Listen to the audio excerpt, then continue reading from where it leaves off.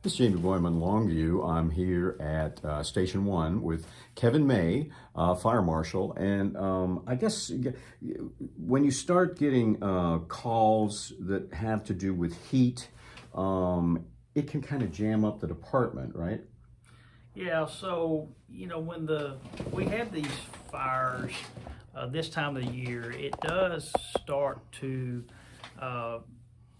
cause us to have to be concerned with the health of the firemen. The protective clothing that we wear, it does its job by keeping the fires off of us, the heat off of us, but internally it's also causing us to retain our body heat.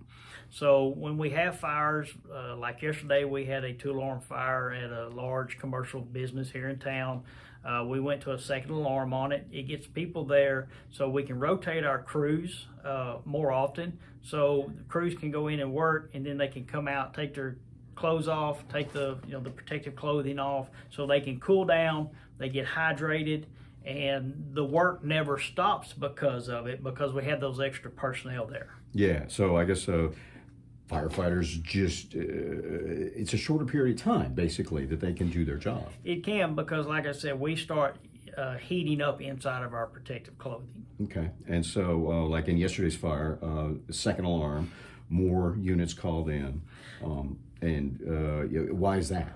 Yeah, so we have to call the more units in to get more people there to be able to rotate those crews. Okay, so part of it is heat related. The other part is that was a big commercial structure. Yeah, big commercial structure, not really knowing exactly what you're getting into until you get there. You start evaluating things. Like I said, your crews are inside fighting fire, and then we have the extra personnel there to help. Yeah, and I guess, well, in yesterday's case in particular, this kind of emptied out some of your resources, so you guys had to do something to make up for that, right? Yeah, so what we do is anytime we're going to have multiple units on scene for an extended period of time, we will take our units that are still available and we may start relocating them to cover a bigger area than just their district. Yeah, because I guess there could be other problems.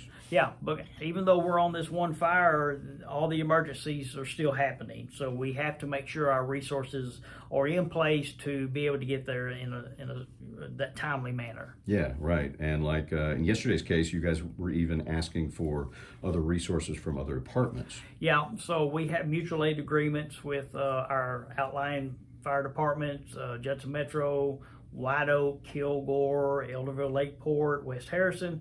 So when we get on these larger scenes like that, we can call them in to come in and man our stations for us. And so that way we have the resources available for those other emergencies. Yeah, so they're not necessarily going to the scene to help on the actual thing you guys are working on, but they're just there to cover. They can if we need them, but typically they come into the stations and assist with running calls. And then I guess that goes both ways. Yeah, we'll go out and help them as well. So it goes both ways.